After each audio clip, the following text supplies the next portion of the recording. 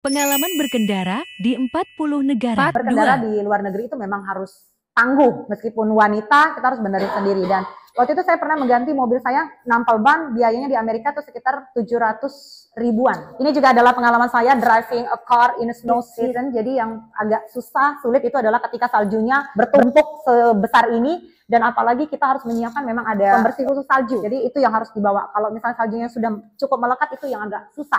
Kita harus menghidupkan mobil dulu, di situ ada heater di dalamnya, harus cukup lama dulu, barulah salju nanti akan mencair, betul. Dan juga sebenarnya beberapa negara tertentu mereka ada memang mobil khusus mengeruk salju yang sampai ke dalamnya. Dan hati-hati juga, saya lupa istilahnya apa di Amsterdam kemarin, mobil sangat licin sekali, apalagi kalau misalnya lagi badai salju, itu bisa menyebabkan kecelakaan. Penyebabnya adalah bannya menggembung. Jadi bannya itu menggembung akibat salju yang cair, jalanan yang licin, jalanan yang basah, sehingga bannya itu sangat sulit dikendalikan dan susah ngerem. Jadi kemarin waktu ke Amsterdam, saya berangkat dari Amsterdam ke Groningen yang seharusnya hanya makan waktu 4 jam, saya sampai dengan 8 jam, Pak, dan terlambat menghadiri seminar. Ini juga driving a car in Santorini, seperti yang sudah saya katakan tadi, bahwa kalau misalnya kalian sering melihat di Santorini, banyak sekali orang yang berfoto dengan mobil-mobil mewah.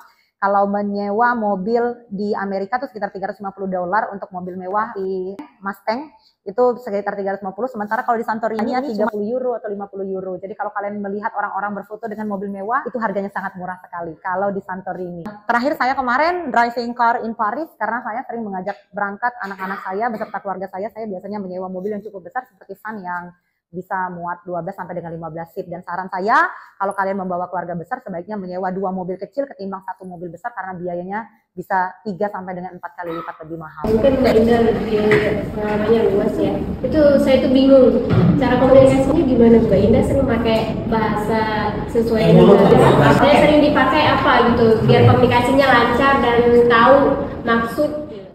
Saya sering kali mengedukasi budaya orang Indonesia yang sering kali mengkritik orang-orang yang menggunakan bahasa Inggris. Karena inilah penyebab ketidakmajuan orang kita. Kenapa? Karena sedikit-sedikit kita dikritik masalah tensi. Kalau kita ngomong sesuatu yang salah itu tidak bisa. Padahal seyogianya orang di Amerika, saya memiliki tante yang sudah tinggal 35 tahun kurang lebih di Amerika Serikat. Dia pun kurang bisa bahasa Inggris sebenarnya. Dia tidak menggunakan tensi. Dan saya juga punya teman dokter yang dia berkata begini, kenapa dokter Indonesia yang tinggal di Amerika tidak bisa maju? Karena kita sibuk memikirkan tesis, sementara orang-orang di Amerika sana itu sudah tidak memikirkan tesis lagi, yang penting mereka ngerti. Nah, artinya di dalam hal ini saya mengatakan bahwa tidak perlu menguasai bahasa Inggris untuk bisa berkeliling dunia, karena pada kenyataannya saya justru mengajak mereka berbahasa Palembang, Mbak. Contoh, ketika menanyakan jam, saya akan tanya, panggil saja misalnya, bedol, jam berapa? Mereka akan jawab 7:30. Mereka sudah tahu. Atau apapun yang kita nanya, WC, dodol kan langsung saja. Nah, mereka sudah tahu. Jadi menurut saya lebih efektif untuk menggunakan bahasa tubuh dan sebagainya. Namun bukan berarti juga kita tidak mempelajari bahasa Inggris, karena tetap saja bahasa Inggris dianggap bahasa dunia. Orang Eropa, khususnya orang-orang di Paris, ini adalah orang-orang yang mencintai negara mereka, yang mana mereka tidak mau belajar bahasa Inggris. Mereka menganggap bahwa bahasa mereka adalah bahasa yang indah. Apalagi terkenal bahwa bahasa Paris itu memang adalah bahasa paling indah di dunia. Jadi mereka tidak mau mempelajari bahasa Inggris. Artinya ketika kita bicara bahasa Inggris, mereka tidak ngerti. Mereka tetap jawabnya dengan bahasa Paris. Jadi lemak kita berbahasa Palembang baik, mereka tetap ngerti. Ujung-ujungnya ya pecah si bisu ngomong dengan si tuli. Tapi tetap nyambung ngobrolnya.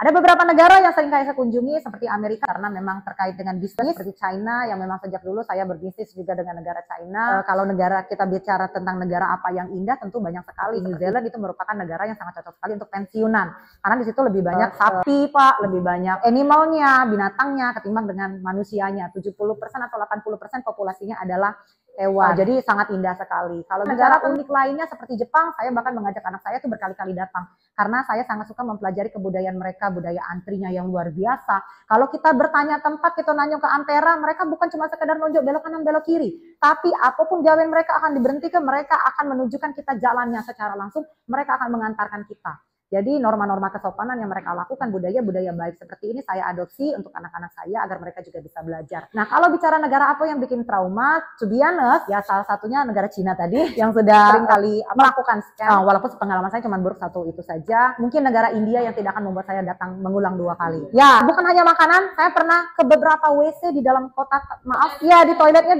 pupnya itu memang di mana-mana. Jadi waktu nak bertegak tuh bingung, nak kemana ini, cak mano, gitu Pak. Dan itu adalah tempat yang cukup elit. Ditambah juga hampir rata-rata scam juga ada. Kemudian maaf Pak, bau ketiaknya Pak luar biasa itu. Kalau negara-negara yang cukup berbahaya untuk didatangi anak-anak, mungkin Amsterdam salah satunya. Karena Amsterdam itu, Nederland itu adalah negara yang pertama sekalinya melegalkan LGBT, Pak, seperti yang Bapak ketahui. Yes, saya juga pernah datang ke festival LGBT, di mana kebanyakan LGBT dari Indonesia pun datang di situ menghadiri. Walaupun teman-teman saya juga banyak, sebenarnya banyak juga. Tapi di sana betul-betul legal yang cowok dengan cowok berciuman. Sebenarnya kalau di barat sana cowok dengan cewek berciuman itu tidak masalah. Tapi kalau cowok dengan cowok berciuman, kemudian cewek dengan cewek berciuman, itu kan kita agak geli ya lihatnya kan, dan itu kan adalah bukanlah tontonan yang bagus untuk diperlihatkan anak-anak. Kalau cowok dengan cewek itu mungkin kita bisa mengatakan bahwa oh ini adalah budaya mereka, jangan ditiru ya nak. Tapi kalau cowok dengan cowok ini kan akan membuat pemikiran mereka tuh akan berubah begitu, paradigma mereka akan berubah, dan termasuk juga sepanjang jalan itu menjual ganja. Jadi di situ untuk mencoba ganja itu tidak ada masalah sama sekali dan harganya cukup murah. Ganja juga dibuat dalam bentuk yang berbeda-beda. Ada cake, ada permen yang lucu sekali. Saya waktu membawa anak saya berusia 3 tahun datang ke sana, mati-matian dia nak minta permen kojek itu Pak. Permen kojek itu dari ganja. Nah, jadi ini dia sampai ngamuk, nggak bisa diajak pulang karena anak saya mau minta permen yang mana notabene permen itu adalah permen ganja. Memang sepanjangan mau apa saja jenisnya, nah keju ganja pun ada, cake ganja ada, teh ganja ada, semuanya terbuat dari ganja. Dan baru-baru ini tuh yang agak terkenal itu adalah mushroom rasanya yang bisa buat kita melayang-layang. Pikiran kita tuh kayak melayang-layang gitu Pak. Ya, seperti halusinasi yang cukup tinggi. Di Amsterdam juga ada Red District. Nah, ini yang sebenarnya kemarin saya mengajak teman saya Pak, tapi saya tidak masuk ke sana. Jadi di Red District itu hanya cukup mengeluarkan uang 65 euro, kita sudah bisa melihat orang, maaf, bercinta di depan kita secara langsung. Jadi pertunjukannya kurang lebih 1 jam, perlihatkan 3 pasangan yang bercinta secara langsung dengan dikelilingi penari striptease. Dan di sepanjang jalan itu adalah orang-orang yang telanjang semua. Kita bisa tinggal pilih di akuarium itu mau yang mana, dan bisa sambil nego. Nah, kita nego misalnya 50 euro ya, saya udah galak, 60, oke, masuk langsung. Separah itu di Amsterdam. Oke. Ada banyak sekali tentu kebudayaan-kebudayaan baik dan kebudayaan-kebudayaan buruk yang bisa kita adaptasi. Salah satu diantaranya adalah budaya antri. Zaman sekarang ini Pak, anak-anak zaman sekarang apalagi Gen Z. Saya pernah membeli tiket tapi tiketnya tidak terpakai oleh saya. Sekitar 5 piece tiketnya saya berikan kepada anak muda. Ini kamu mau nonton, kamu lagi antri, mau nggak tiket saya? Silahkan diambil gratis.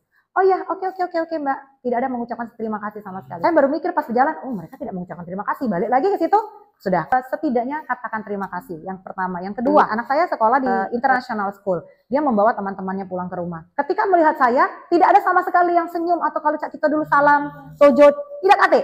Jadi balik dari situ saya panggil semua anak-anak saya edukasi mereka untuk bagaimana caranya laku kepada orang tua. Nah, hal ini tentu saja didapatkan juga adaptasinya budaya ini tentu dari beberapa negara seperti negara Jepang tadi yang memang mereka pada kelas 1 SD, 2 SD bukan pelajaran mendasar yang mereka pelajari tetapi norma kebudayaan dengan norma etika yang sangat kental ini yang mereka pelajari, bagaimana cara antri, bagaimana tata cara berkata dengan orang tua. Ini adalah budaya-budaya yang sangat baik sekali. Dan insight-nya adalah pandangan saya tentu Pak lebih luas lagi mengenai banyak hal, pikiran tentu saja lebih modern. Gitu. Baik, terima kasih. Ada lagi? Terima kasih.